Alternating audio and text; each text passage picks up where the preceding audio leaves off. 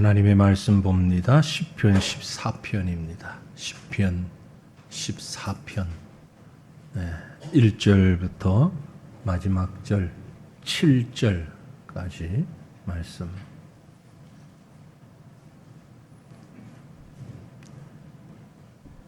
시편 14편 1절부터 7절 말씀 한 절씩 저와 여러분 나누어서 읽을 때 마지막 절 7절은 다 같이 읽도록 하겠습니다. 1절부터 제가 보죠.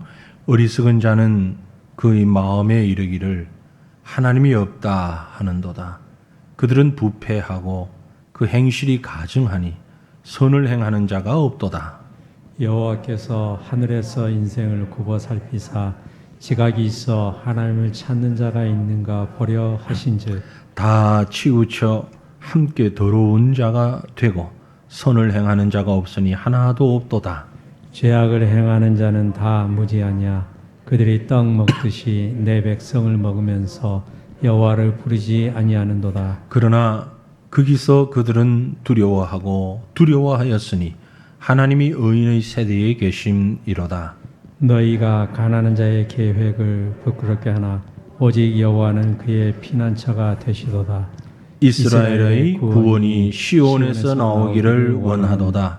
여호와께서 그의 백성을 포로된 곳에서 돌이키실 때에 야곱이 즐거워하고 이스라엘이 기뻐하리로다. 아멘. 오늘 제 시편 14편 봅니다. 14편도 지난주에 보았던 13편과 표제의 글이 똑같습니다. 그죠? 인도자를 따라 부르는 노래, 인도자를 따라 부르는 노래, 다윗의 시 그렇게 되어 있습니다. 여기 인도자를 따라 부르는 노래, 전체 시편 150편의 시편 가운데에 3분의 1이 넘는 53개의 시편이 똑같이 인도자의 따라 부르는 노래 그렇게 되어 있습니다. 말씀드린 대로 인도자는 요즘으로 말하면 찬양대 지도자, 지휘자, 찬양을 인도하는 사람, 그 인도자가 핵심이 되어서 다 함께 부르는 찬양 그런 의미입니다. 꼭 지휘자만이 아니라도 제가 예전에 한번 그런 집회를 참석해 본 적이 있습니다. 방글라데시에 있을 때에 벵갈족 말고 거의 대다수가 벵갈족인데 저 산에 주로 인도 쪽에 인디아 쪽에 많이 있고 방글라데시에서는 그 북쪽 산 쪽에 있는 그쪽에 있는 부족들인데요. 카시아 부족이라는 그런 부족. 거기는 크리스찬이 많아요. 그래서 이제 실렛이라고 하는 북쪽에 산 쪽에 이제 한참 들어가면 거의 국경선 쪽에 가면 그들이 모여 있는 집단 그런 촌이 있는데 그곳에서 집회가 있었어요. 천막 집회. 한 800명 정도. 천막을 어마어마하게 크게 하고 한 800명 정도가 모여서 집회를 하는데 그게 이제 설교하는 강사로 주강사로 제가 초청을 받아서 3일인가 집회를 한 적이 있거든요. 근데 이제 인디아에서도 많이 국경선을 넘어오고 근데 그분들의 예배가 아주 독특해요. 독특해요. 한 3시간, 한 번 예배가 3시간 평균 드리는데요. 3시간 중에 1시간 이상이 찬양이에요. 찬양을 부르는데 우리처럼 앞에 나와서 누가 찬양을 인도하지는 않습니다. 다 회중이에요. 다 회중이고 우리처럼 무슨 마이크가 있는 것도 아니에요. 어떤 마이크도 강대상에만 마이크가 있고 그 외에는 마이크 없어요. 찬양 인도자도 마이크 없어요. 근데 어떤 곡이 찬양이 딱 시작되잖아요. 그럼 그 찬양이 지금 인도 음악, 방글라데시 사람들 하는 찬양 그런 곡이 아니에요. 전혀 다른 곡이에요. 제가 그 곡을 들으면서 무슨 생각을 딱 떠올렸냐면은 중세 시대의 그 그레고리안 찬트라는 그 음악의 그 부류가 있어요. 지금 성당에서 듣는 소리하고 조금 비슷하기도 한데 이 찬트 음악이라는 거의 그런 형식의 음악이었어요. 함께 찬양을 쫙 합창인데 합창 속에 아주 아주 그 부드럽게 화음이 들어가는, 누가 가르쳐서가 아니고 스스로 그만 내는 소리예요. 근데 그게 화음이 아주 기가 막히게 맞는데 이 찬트와 같은 곡들을 쫙 부르다가 끝났다 싶었는데 그 중에 한 사람이 어디에 서 있는 사람인지도 모르겠어. 앞절에 있는 어느 사람인 것 같은데 소리를 높이 올리면서 쫙 선창을 해요. 그러면 이게 한 4마디 정도로 혼자 쫙 하면 다 따라와. 그게 뭐 찬송가가 있는 것도 아니고 뭐 앞에 화면이 있는 것도 아니고 아무것도 없는데 탁 앞에서 인도하면 전부 그 찬양을 따라하는데 한 곡이 한 10분 이상 해요. 또 돌고 또 돌고 또 돌고 또 돌고 그러면서 막 감동하면서 감격하면서 찬양을 해요. 그 다음 곡 할 때는 누군가가 또 한 곡을 쫙 선창을 해요. 그럼 그 회중이 한 800여 명의 회중이 같이 다 나오는데 전 그 찬양이 너무너무 은혜로운 그런 찬양이었어요. 제가 못 알아듣는 그들만의 부족 언어들이 많아요. 그 부족 언어로 이렇게 찬양을 하는데 어떤 건 벵갈어로 하고 어떤 건 그들 자기들 언어로 하고 근데 이 곡은 어느 언어로 한다 저 곡은 어느 언어로 그것도 없어. 인도자도 없어. 사회자도 없어. 그런데 그 속에 있는 인도자가 회중의 인도자가 그때 제가 그 모습을 보고 시편에 있는 인도자를 따라 부르는 노래라는 말의 의미가 아마 이런 곡 아니었겠는가 하고 한번 생각을 해봅니다. 그러니까 성도 가운데 누군가가 부르면 온 성도들이 따라하는 거죠. 그 찬양을. 그게 1시간 동안 찬양을 해요. 그렇게 찬양을 1시간. 설교는 1시간씩 2사람이 설교 2번. 그래서 한 예배가 끝나요. 3시간. 우리 성도들 그러면 다 도망가실랑지. 다 도망가실 것 같아요. 근데 그분들이 그렇게 은혜롭게 찬양을 하고 예배를 드렸던 그런 기억이 있습니다. 그 말은 무슨 얘기를 하고 싶은가 하니까 그 말은 그 찬양의 모든 사람들의 마음이 다 하나가 되어 있는 거예요. 그 찬양의 가사에 내용에 한 성도 찬양을 부르는 모든 성도들의 마음이 하나가 되어 있는 거예요. 그러니까 이 시편 13편도 그렇고 14편도 그렇고 다윗의 시이지만은 후대까지 전해지면서 다윗 한 사람만의 고백이 아니라 이스라엘 백성은 전체가 하나님 앞에 모였을 때 같은 마음으로 같은 고백으로 쏟아놓는 찬양이에요. 고백이에요. 기도예요. 그런 의미로 이제 인도자를 따라 부르는 노래. 이런 게 시편에 53개나 돼. 150편 가운데 53편이 이런 용도로 사용되었던 시다. 노래다. 지금도 시편 찬송을 하는 교회들이 있습니다. 심지어 시편 찬송만 고집하는 교회가 있습니다. 일체의 지금 우리가 예배 전에 불렀던 복음송 또 찬송가까지도 아예 않고 시편만 1편부터 150편까지 시편만 찬양하는 그걸 고집하는 교회들이 있거든요. 이단 아니어도 그런 교회가 있습니다.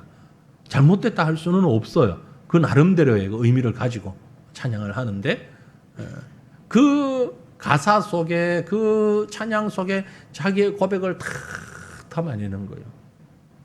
성도들이 한 마음으로 부르는 찬양 그렇게 받으시면 더 좋을 것 같아요. 오늘 14편은요. 이렇게 성도들이 함께 찬양을 하는데 그 내용상 부정을 통한 긍정의 고백 한마디로 그렇게 얘기할 수 있을 것 같아요. 부정을 통한 긍정의 고백. 자, 무슨 말이냐면요. 하나님을 인정하지 않고 하나님을 부인하는 자들, 그들의 무지함과 부도덕함을 크게 부각시킬 때에 우리가 얼마나 더 적극적으로 하나님 앞에 나가야만 하는가 하는 것을 고백하고 있는 거예요. 하나님을 모르는 사람들, 불신자들이 이렇게 참 그 심령이 완악한데 그러면 우리는 어떻게 해야 되냐? 우리는 더 열심히 하나님 앞으로 나가야 된다. 예배하는 자리, 말씀 묵상하고 순종하는 자리에 이르러야 하지 않겠느냐 하고 스스로를 다짐하고 강조하는 그런 찬양입니다. 그래서 이 시편 14편은요. 하나님을 부인하는 소위 무신론자예요. 제 제목을 무신론자의 저항 그랬는데 무신론자예요. 하나님을 부인하는 사람들의 헛된 소리, 헛소리, 그리고 헛된 망상, 이러한 것들을 지적하면서 그러한 현상이 지금 바로 현재 우리 눈앞에서 벌어지고 있는 현실이다. 그걸 표현을 하고요. 그리고 이런 대중적인 사회적 상황, 대중적인 분위기로 인해서 두려워하거나 소극적인 자세로 신앙에서 퇴보하거나 신앙을 버리기보다는 오히려 우리가 더 적극적으로 하나님을 두려워하고 하나님 중심주의 신앙으로 가야 된다. 이 얘기를 하고 있는 겁니다. 그런 다짐의 시편이라고 볼 수 있죠. 죄인인 인간들이 사는 시대가 늘 그랬던 것처럼 특별히 오늘 이 시대, 우리가 사는 이 시대에 더 무신론의 공격이 거셉니다. 무신론. 아시죠? 무신론. 박윤선 목사님이 이런 말을 설교 때는 쓰지 말라 그랬는데 범신론, 무신론, 뭐 유신론 이런 말 쓰지 말라 그랬는데 뭐 어쩔 수 없이 무신론. 무슨 소리인가? 무신론이 무슨 소리예요? 신이 없다고 생각하는 사상. 신은 없다. 이런 생각. 특별히 이 시대에 더욱 그렇습니다. 그들은 말하기를 신이란 인간의 망상일 뿐이다. 심지어 신은 사람이 만들었다. 생각과 그 감정 속에서 사람들이 만든 존재가 신이다. 예수 안 믿는 사람들이. 하나님이 있긴 어디 있어? 없어. 물론 안 믿는 사람들 중에도 두 가지 종류가 있어요. 온갖 잡신을 섬기는 사람, 온갖 잡다한 신을 인정하며 섬기는 사람이 있고, 그게 범신론이라고 그럽니다. 범신론. 모든 게 다 신이야. 하여튼 막 신이 얼마나 많은지 몰라. 그걸 따지는 사람들은 별이 걸 다 따지잖아요. 그죠? 별걸 그래서 뭐 몸에다가 새기고 어쩌고 저쩌고 뭐 요즘 대선 후보 중에 한 사람이 손에 왕자를 뭐 이렇게 해가지고 그게 무속인이 써줬다 아니다 뭐 야단 거 오늘 뉴스 보니까 그분이 성경 들고 교회 가더라고. 그 사진 나더라. 하도 이 손에 왕자 가지고 무신론 어쩌고 저쩌고 해나니까 그렇지. 오늘 아침 예배에 성경 들고 여의도에 있는 어느 교회 간다고 성경 탁 들고 보니까 딱 보니까 제가 뭐 얘기하려고 해서 하는 게 아닌데 성경 보니까 아주 새 책이야. 그러니까 완전 새 책이야. 사진에 보니까 누가 보자전이 하나 사다 줬나 봐 새로. 평소 보던 사람 아니야 전혀. 성경이 그렇게 빡빡하게 세게 색깔까지도 하나도 바르지도 않은 완전 새 책. 찬송가도 없는 성경만 있는 책. 딱 보니까 그래 사진이. 그거 들고 탁 이러는 하여튼 뭐 그런 사람들이 온갖 게 다 신이라고 생각하는 사람이 있는가 하면 아예 신 없다고 생각하는 사람. 그런데요, 그 둘은 사실은 같은 생각을 가진 사람들입니다. 전부 신이다라는 사람하고 신 없다 전혀 반대의 의견 같지만 똑같은 사람들이에요. 극과 극은 만난다 그러잖아요. 그죠? 여기 전부 특별한 사람들. 특별하고 다 특별하면 특별한 사람이 없다는 얘기죠. 그죠? 똑같다는 얘기예요. 그러니까 무신론과 범신론은 사실은 같은 사상입니다. 같이 만나요. 결국 그들은 뭐냐면 하나님을 대항하는 사상이죠. 지금 시대가 그렇습니다. 그래서 특별히 코로나 시대를 지나가면서 머릿속에 사람들이 그걸 논리적으로 이론적으로 정리 안 했을 뿐이지 의식 속에는 마치 하나님을 믿는 사람들은 영적인 바이러스에 감염된 것처럼 생각을 해요.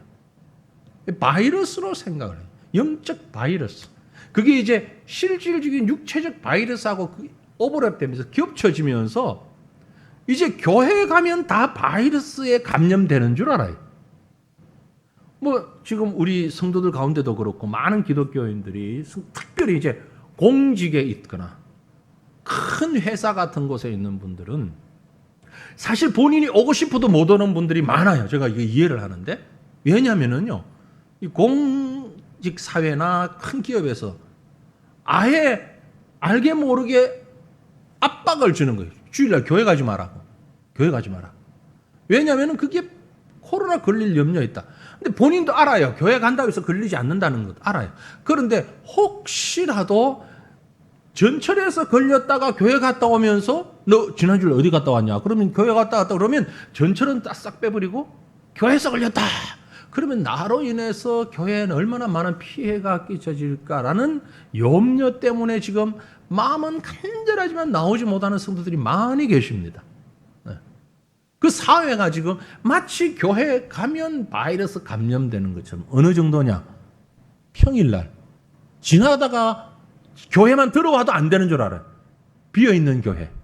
사람들이 모이지 않는 교회. 예? 그 교회를 잠깐 들러도 예를 들어서 뭐 화장실이 급해가지고 교회 화장실에 들어갔다. 아이고 코로나 걸린 거 아니야? 이런 정도의 마음들이 지금 되어버렸어요. 그래서 하나님을 섬기는 하나님의 존재를 인정하는 것이 마치 악성 바이러스처럼 생각하고 있는 사람들이 불신자 중에는 엄청 많고 성도 가운데서도 약간 있을 정도. 무신론이 얼마나 겁이 나는지, 얼마나 대단한지, 겁난다기보다 얼마나 대단하고 노골적인지. 다윗이 지금 시편 14편을 지으면서 오늘날 우리와는 물론 시대적인 상황도 있고 환경이 다르긴 하지만 기본적으로 그 얘기를 하고 있는 겁니다. 하나님이 없다고 하는 사람들, 불신자들. 그래서 두 단락으로 나눌 수 있는데요. 오늘 이 시편 14편 1절부터 7절까지를 먼저 얘기하는 부분이 뭐냐면은 부패한 사상으로 가득한 무신론자들의 세상에 대해서 얘기하고 있습니다. 무신론이 얼마나 사악한가, 하나님이 없다고 부인하는 자들이 얼마나 사악한가, 그들의 생각 속에서, 그들의 말 속에서. 옛날 어떤 현자, 지혜로운 자 그런 얘기를 했다 그래요. 어리석은 자의 혀는 자기 목을 자른다. 어리석은 자의 혀는 자기 목을 자른다. 그런데 무신론자들은 몸과 영혼을 죽입니다. 스스로. 그 악행이 하나님만을 향하지 않고 사람들까지 향하고 있죠. 본문 1절 말씀 보면 어리석은 자는 그의 마음에 이르기를 하나님이 없다. 그 마음에 이르기를 하나님이 없다 하는도다. 그들은 부패하고 그 행실이 가증하니 선을 행하는 자가 없다. 그러니까 이 어리석은 자, 하나님이 없다고 하는 자, 다른 말로 불신자, 무신론자. 하나님이 없다고 하는 무신론자들을 어리석은 자라고 얘기했습니다. 다른 말로 쉽게 얘기하면 바보들이다. 세상 바보가 있는데 그 바보들은 하나님이 없다고 말한다. 그리고 그렇게 생각한다. 그렇게 말할 뿐만이 아니라 그런 사람들은 부패하고 썩었다 이 말이야. 가증하다. 아주 위선적이다. 그리고 선을 행하지도 못한다. 자기들이 선이라고 하지만 그건 진정한 선이 아니다. 그런 말씀입니다. 세상 기준으로 볼 때 어리석은 사람은 어떤 사람이에요? 지능이 떨어지거나 계산이 잘 안 되거나 어떤 능력이 없거나 이런 사람을 어리석은 사람이라고 그러죠. 근데 영적으로 보면 어리석은 사람이 누구냐? 하나님이 없다고 생각하는 사람, 무신론자들. 무신론자. 이런 무신론자들은요, 왜 어리석은지 생각해 보면 그렇습니다. 정말 하나님이 존재하는지 존재하지 않는지 진위 여부를 따져보지도 않고 생각해 보지도 않아요. 정말 하나님이 있을까 없을까를 가지고 고민을 해보고 이런 이유 때문에 이런 논리로 봤을 때는 하나님이 없다라는 논리가 없어요. 무조건 없다고 믿는 거예요.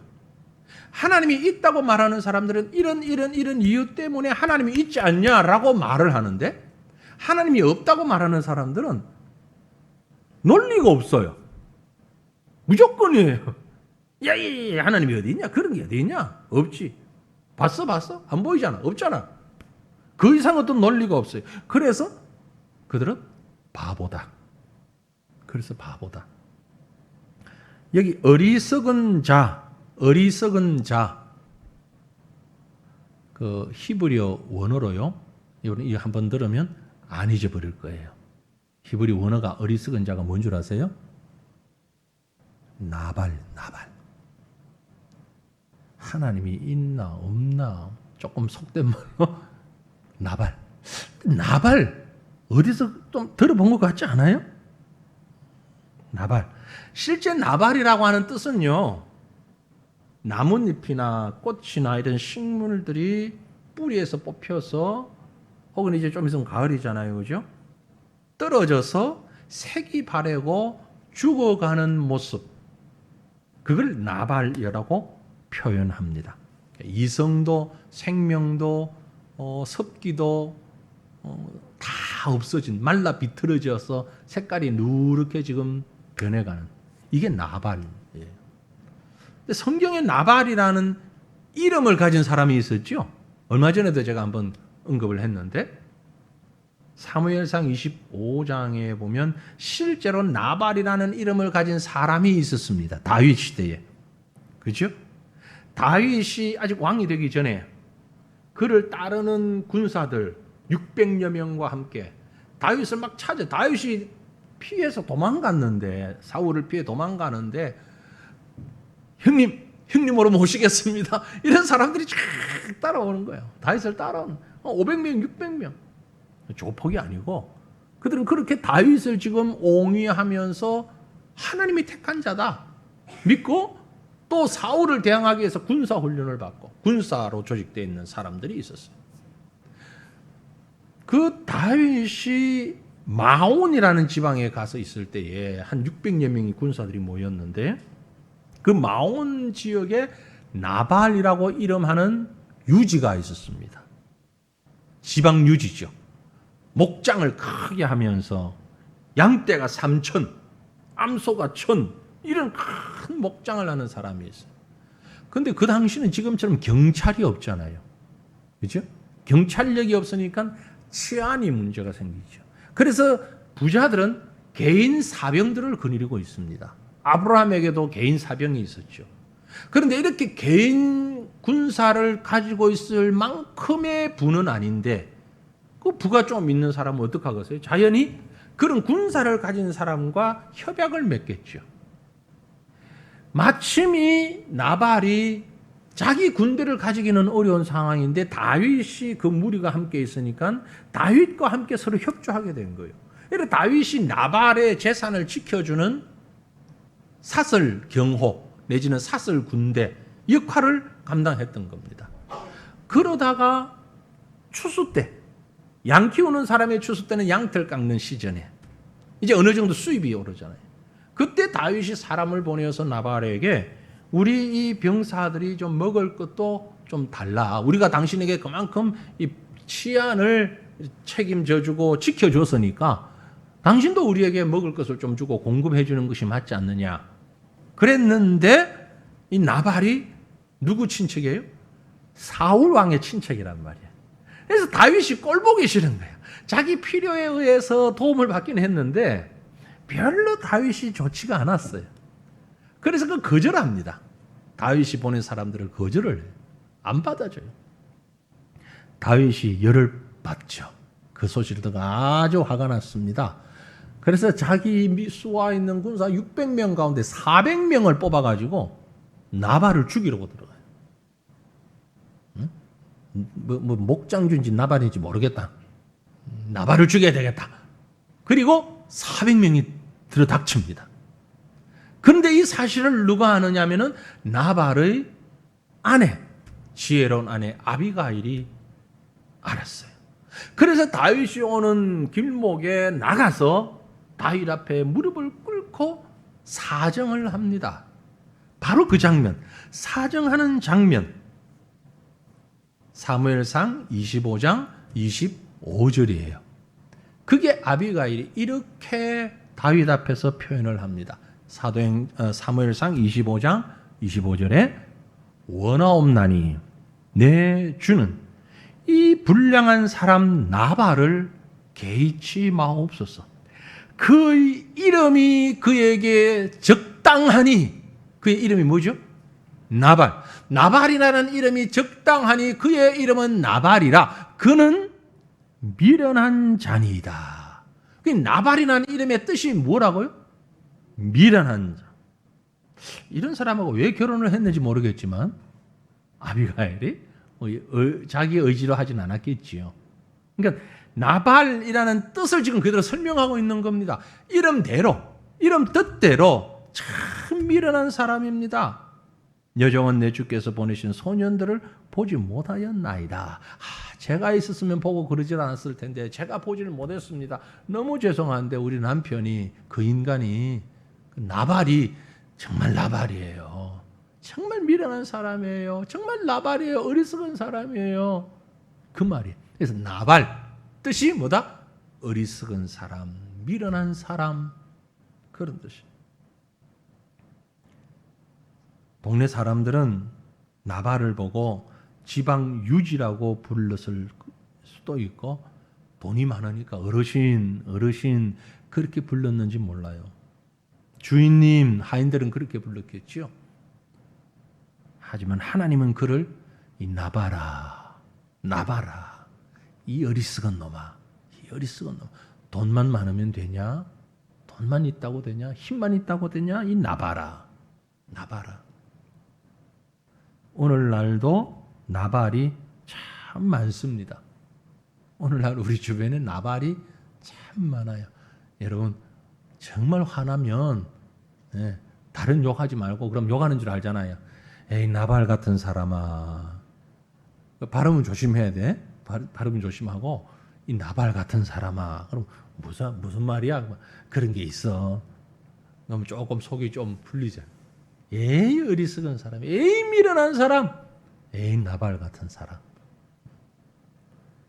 바로 14장 1절 어리석은 자는, 나발은 그 말입니다. 요즘 세상에도 나발이 참 많죠. 서점, 인터넷 가득 채우고 있는 그 책들, 주장들 보면 나발이 참 많아요. 하나님 없다고. 하나님이 어디 있냐? 노골적으로 대놓고 심지어 하나님 비아냥거립니다.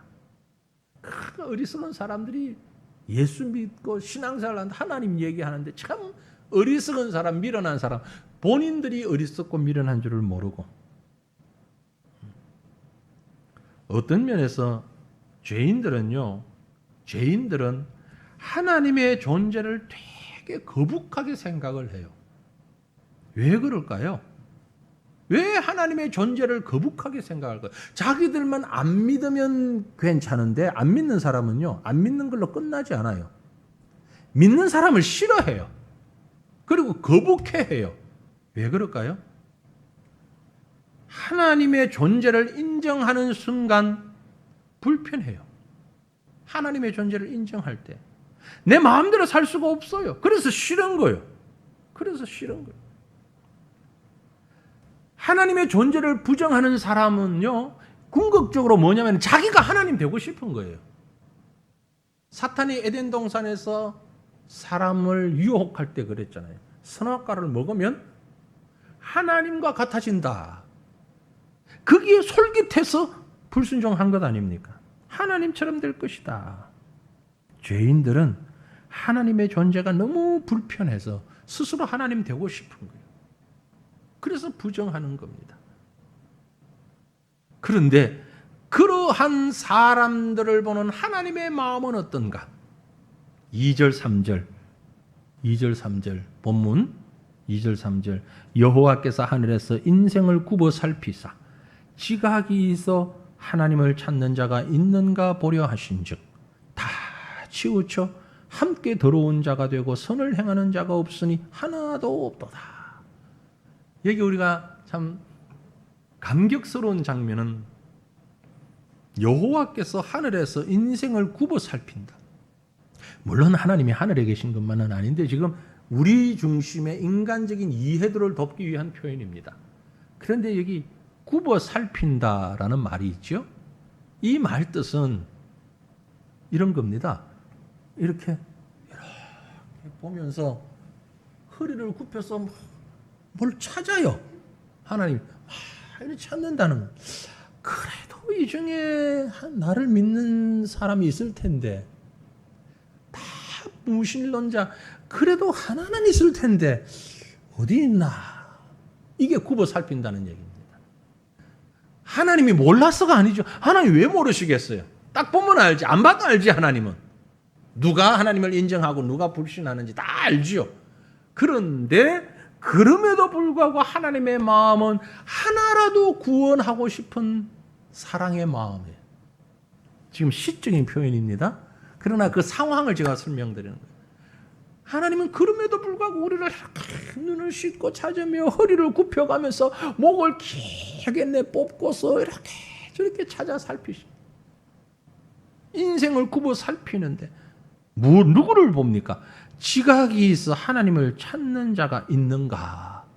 하나님이 없다고 생각하는 사람은 지각이 없는 사람이에요. 그런데 하나님이 있다고 생각하는 사람은 그래도 지각이 있어요.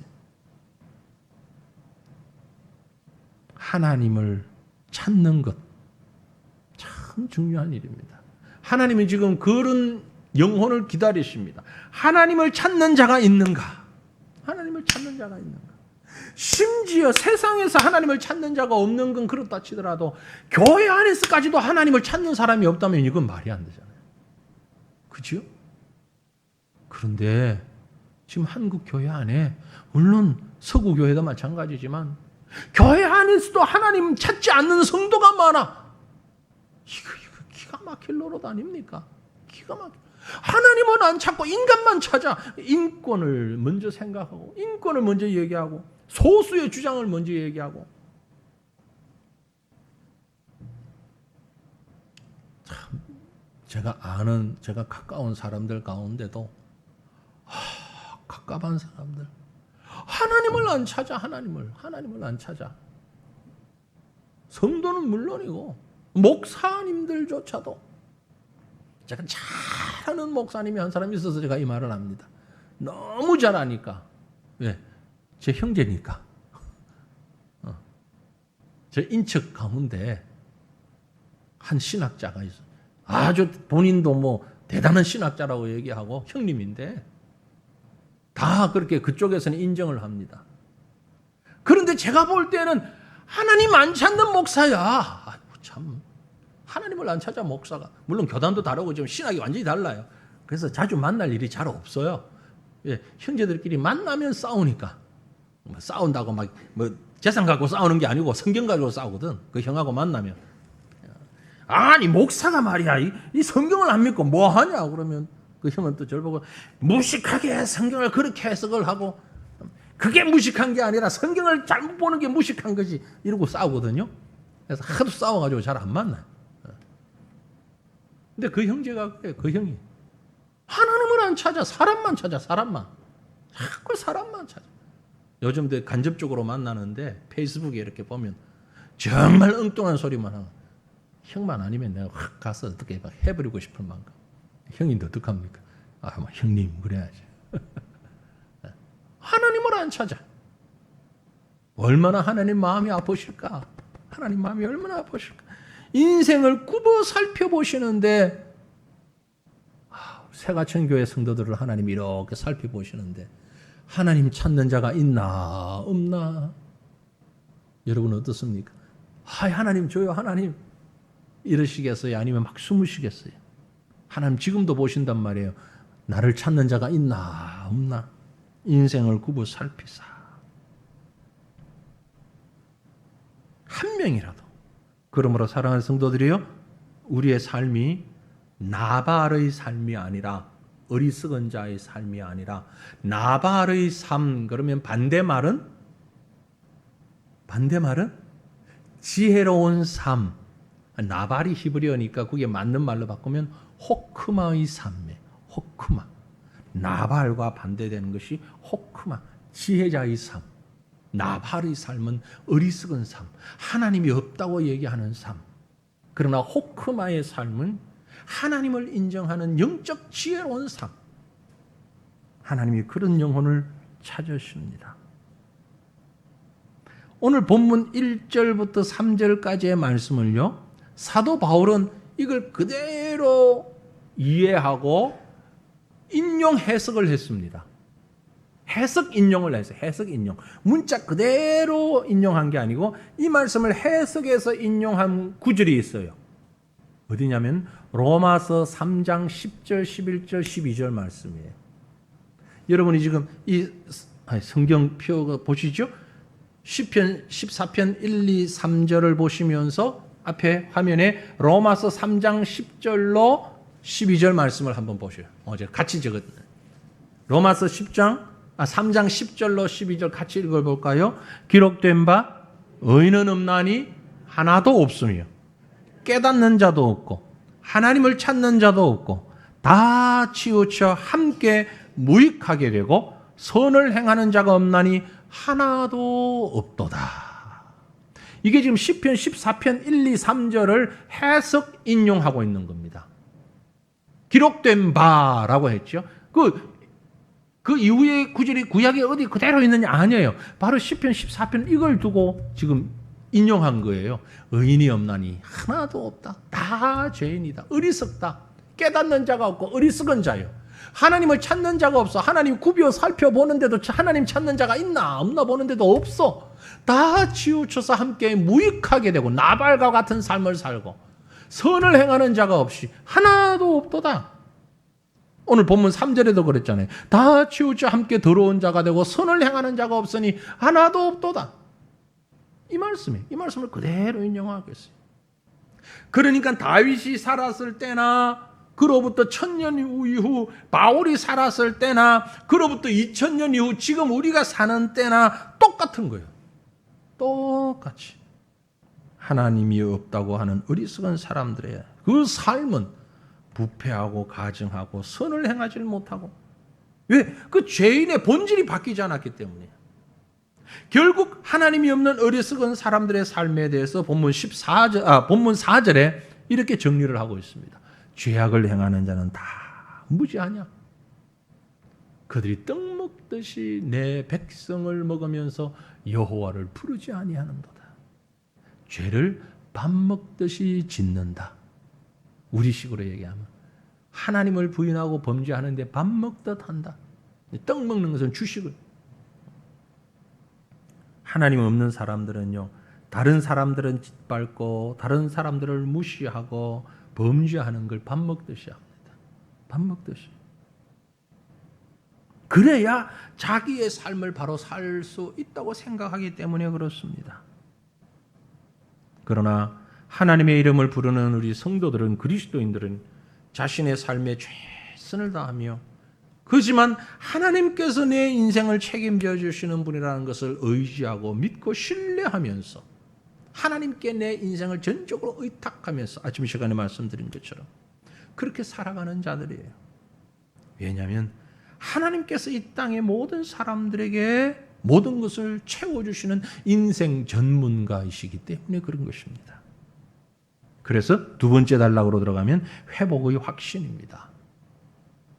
무신론자들의 거듭되는 억지와 악행을 보면서 그들이 마지막 승리까지 이룰 것이라는 염려는 하지 않아도 됩니다. 즉, 죄가 옳다, 무신론이 옳다, 걱정 안 하셔도 됩니다. 하나님을 부인하는 무신론자들은요, 하나님과 성도들을 욕하지만 그러나 그 속에는 두려움이 있어요. 두려움이 있어요.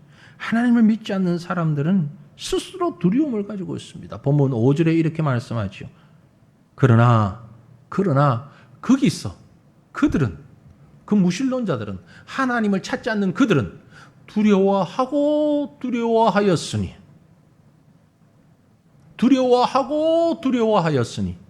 하나님이 의인의 세대에 계심이로다. 두려워한다. 그 영어로 번역된 데 보면 크게 두려워한다. 큰 두려움이다. Great fear. 두려워하고 두려워한다. 두려워하고 또 두려워한다. 큰 두려움. 이건 NIV 성경이고요. 킹 제임스 버전이에요. 지금 보이는 게 킹 제임스 버전인데 다른 영어 성경을 또 보니까요.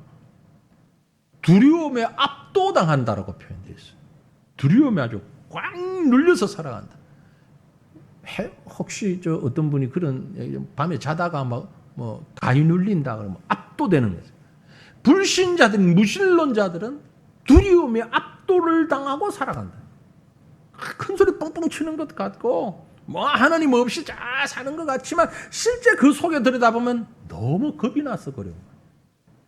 우리 사람들 보면 그렇잖아요. 막 큰 소리 치고 막 아주 과함지려고 하는 사람들은 사실 겁이 많은 사람들이 많잖아요. 그치? 자기가 그 겁이 나니까 막 그렇게 하는. 비슷한 겁니다. 그 두려움은요, 하나님이 계시지 않다고 생각하기 때문에 내 인생에 대한 두려움이에요. 하나님을 두려워하면서도 하나님 없다고 하는 거예요. 이건 공포와는 또 다른 두려움이에요.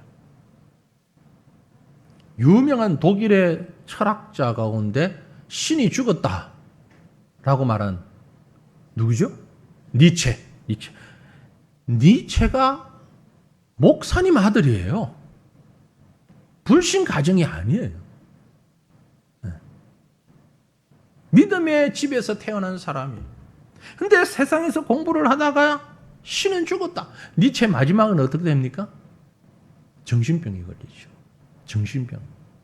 니체가 속된 말로 미쳐버렸어요. 미치지 않고서는 견딜 수가 없는 거예요. 왜? 하나님이 계신 걸 뻔히 아는데 그 하나님이 안 계신다고 끝까지 얘기하고 그렇게 믿고 그렇게 살려고 하니까 제정신으로 살 수가 없는 거예요. 너무 겁이 났어. 그래서 그만 정신 혼란을 일으켜버리는 거예요. 두려워서 미칠 지경이에요. 무신론자들이 하나님을 공격하고 하나님의 존재를 부인하는데 사실은 엄청난 두려움이 있어요. 그게 무신론자들이 두려워하는 것은 하나님뿐만이 아니고 하나님을 믿는 사람. 자, 여기 성경 한번 볼까요? 여러분, 사무엘상 18장에 보면은요, 이런 표현이 있습니다. 사무엘상 18장 12절에 여호와께서 사울을 떠나 다윗과 함께 계심으로 사울이 그를 두려워한지라. 지금 사울은 다윗을 대항하고 있습니다. 근데 하나님이 어디에 있어요? 다윗과 함께 계십니다. 근데 누가 누구를 두려워해야 됩니까? 사울은 왕이고 다윗은 이때만 해도 신하예요. 왕이 신하를 두려워하는 게 맞습니까? 신하가 왕을 두려워하는 게 맞습니까? 개인적인 관계를 따지고 보면 사울은 장인이고 다윗은 사위예요. 그렇죠? 사울 왕의 사위예요. 뭐 물론 사위가 백년손님이라고 얘기하긴 하지만 그렇게 두려운 건 아니잖아요. 그죠? 사위가 없어서 모르시나? 저는 잘 압니다. 사위가 뭐 그렇게 두렵진 않아요. 뭐 만만하진 못하다 그건 있지만 네. 세상 어색한 게 장인하고 사위 사이라면서요. 둘이 있으면 별 말도 안 한다면서.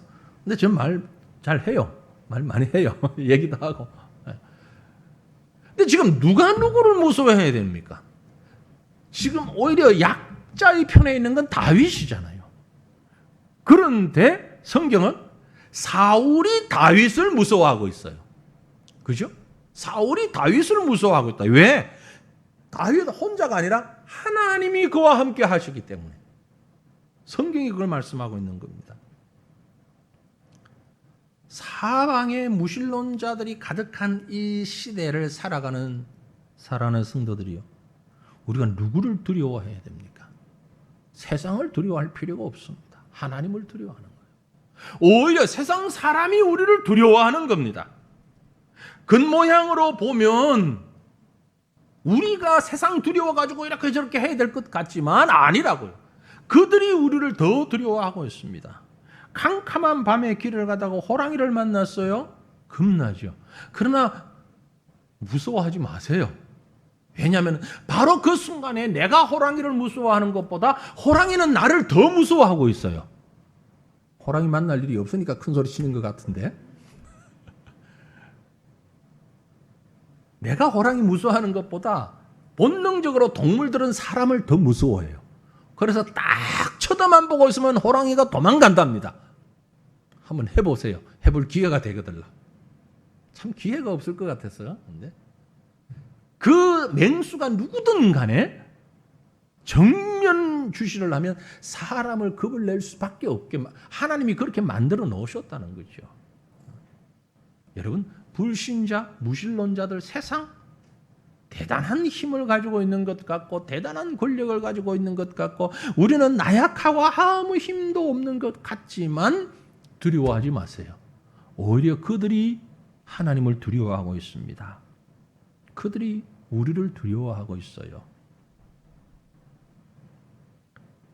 염려되는 것은요, 사실은 이런 무신론자가 아니라 하나님을 믿는다 그러면서도 실제적으로는 하나님 안 믿는 사람처럼 살아가는 사람들이 많이 있습니다.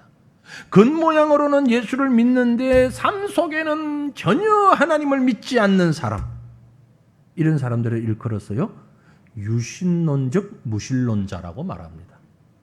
말이 조금 생소한 분들도 계실 수 있는데, 유신론적 무신론자, 무신론자인데 하나님을 믿는다고 그래요. 예수 믿는 것 같아. 유신론자인 것처럼 보이는데 실제로는 무신론자예요. 아주 위험한 사람들이에요. 진정으로 하나님의 사람이라면요, 세상을 두려워할 필요가 없다라는 것입니다. 지금 우리가 사는 이 시대는요, 점차 종교를 이탈해버리려고 하는 사람들이 많은 시대를 살아가고 있습니다. 지금 실질적으로 우리나라의 인구조사 최근의 통계를 제가 잘 모르겠습니다만 우리나라 인구 가운데 5천만이 좀 넘는다고 하는데 기독교인, 불교인, 천주교인 다 합해도요 절반이 안 돼요. 그러면 절반 이상의 사람들은 뭐냐? 소위 스스로 무신론자라고 얘기하는, 다른 말로는 탈종교화된 사람들. 너무너무 많습니다. 너무 많아요. 우리 슈켄 전도사님의 말 표현에 빌린다면 짐승. 신앙이 없는 사람이 있을 수가 있어요. 그렇게 방글라 말로 존뚜로나? 존뚜로라는 게 동물, 짐승이라는 얘기예요. 짐승들 아니에요? 그럼 우리나라에 가면 예수 믿는 사람, 불교 믿는 사람, 천주교 다니는 사람, 그 외에 일부 조금 빼고는 반 이상이 아무 신앙이 없어. 그 짐승들 아니에요? 바로 나오는 반응이. 근데 실제 그런 사람들이 지금 점점 더 많아져 가고 있는 세태예요. 중요한 것은요, 이러한 때에 우리가 정말 믿는 자의 모습을 보여야 하는 겁니다. 이런 무신론자들이 동물적인 감각만 가지고 살아가는 사람들이 많은 이 시대에 우리가 어떻게 살아야 하겠느냐. 오늘 결론의 말씀이 바로 6절, 7절 말씀이 그 말씀이에요. 6절과 7절 말씀 같이 읽어봅니다. 너희가 가난한 자의 계획을 부끄럽게 하나 오직 여호와는 그의 피난처가 되시도다. 이스라엘의 구원이 시온에서 나오기를 원하도다. 여호와께서 그의 백성을 포로된 곳에서 돌이키실 때에 야곱이 즐거워하고 이스라엘이 기뻐하리로다. 아멘. 핵심적인 말씀은요, 여호와는 그의 피난처가 되시도다. 여호와는 그의 피난처가 되시도다. 하나님이 보호하십니다. 무신론자들이 가득한 세상 가운데에 우리는 가난한 자예요. 너희가 가난한 자의 계획을 부끄럽게 하나? 가난하다고 생각하면서 부끄러워하고 연약하고, 하지만 주님은 뭐라고 말씀했습니까? 심령이 가난한 자가 복이 있나니 천국이 그들의 것입니다. 우리가 오직 하나님만 바라보며 세상에서는 가난한 자가 다 보이지만, 그 가난한 자, 재산이 없지만, 가진 것 없지만, 그러나 가난한 자일수록 하나님을 의뢰하고 고백할 때에 하나님이 우리의 피난처가 되십니다. 여호와가 나의 피난처가 되셔요. 그래서 7절에 여호와께서 그의 백성을 포로된 곳에서 돌이키실 때에 야곱이 즐거워하고 이스라엘이 기뻐하리로다. 야곱은 누구며 이스라엘은 누굽니까? 다 하나님의 백성이죠. 하나님의 사람이에요. 저와 여러분이 바로 야곱이고 이스라엘이에요. 이 하나님의 사람들을 하나님께서 그 흑암 가운데서 그 하나님을 찾는 자가 없는 무신론자들, 하나님을 부인하는 자들 속에서 우리를 끄집어내셔서 기뻐하고 사랑스러운 사람 보기만 해도 기쁘잖아요. 보기만 해도 기쁘잖아요. 네?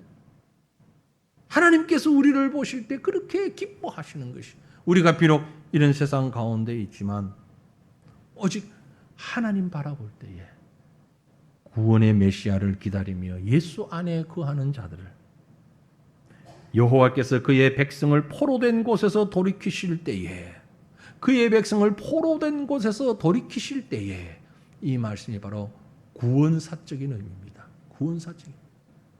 여호와께서 이 무신론자들이, 불신자들이 가득한 세상 가운데서 우리를 끄집어내셔서 구원해 주실 때에, 우리가 죄악의 포로가 되어 있고 세상의 포로가 되어 있고 불신자들의 눈치 가운데서, 핍박 가운데서 정말 힘들고 고통스러운 포로 생활하고 있을 때에 주님께서 우리를, 내 야곱이 여기에 있구나, 내 이스라엘이 여기에 있구나, 내 택한 자가 여기에 있구나 끄집어내셔서 하나님의 품으로 인도하시면서 기뻐하시는 그 하나님의 모습을 지금 다윗이 바라보면서 찬양하고 있는 것입니다. 그래서 제가 회복이라는 단어를 썼습니다. 그 무신론 세상 가운데서 하나님 우리를 끄집어내셔 회복하시는 모습. 주님께서 오늘 바로 저와 여러분에게 이런 기쁨을 주시고 우리로 인하여서 주님이 기뻐하시는 것입니다. 사랑하는 성도들이, 우리가 시편 14편을 이렇게 주일날 오후에 우리가 시편을 이렇게 묵상할 때예요, 여러분 다시 한번 집에 가셔서 그 소년 시절 감성을 다 살려서 떠올리시면서, 오늘같이 비가 쫙 오를 때 얼마나 좋습니까? 베란다에 딱 서서 아니면 앉아서 커피 한 잔 놓고 이 말씀을 찬찬히 읽으면서 오늘 말씀을 한번 묵상해 보세요. 빗소리가 하나님의 은혜의 소리로 들릴 것이고, 공기가 하나님의 사랑의 숨결로 다가올 것입니다. 이 시인의 고백이 그렇구나. 이 복잡하고 험난하고 캄캄한 죄악된 세상 가운데서도 저렇게 사람들이 하나님을 부인하는데 하나님이 나를 부르셔서 이렇게 기뻐하시는구나. 나도 그 기쁨 주님과 함께 나누리라. 이런 참 따뜻한 기쁨을 나누며 세상을 위해서 기도하고 믿음으로 승리하는 삶을 살아가는 저와 여러분 되시기를 주님의 이름으로 축원합니다. 우리 함께 기도하겠습니다. 통성으로 기도할 때, 하나님, 내가 그렇습니다. 이 세상이 그렇습니다. 하나님을 자꾸 부인하려고 하는 사람들이 너무나 많고요. 우리는 하나님 부인하진 않는데 이 세상 가운데 살면서 본의 아니게 자꾸 두려워하고 염려할 때가 너무너무 많습니다. 하나님, 우리가 진정으로 하나님을 알고 하나님을 기뻐하고 하나님을 찬양하고 하나님을 예배할 때, 그리스도 안에 있을 때에 주님이 나로 인하여 기뻐하신다는 사실을 깨닫고 주님과 동행하는, 그래서 그것이 우리에게 행복이고 그것이 기쁨이 되는 삶을 살아갈 수 있는 진정한 성도의 믿음의 사람의 삶을 사는 우리가 되게 하옵소서. 우리 간절한 마음으로 먼저 통성으로 하나님 앞에 기도하십시다. 거룩하신 하나님, 은혜를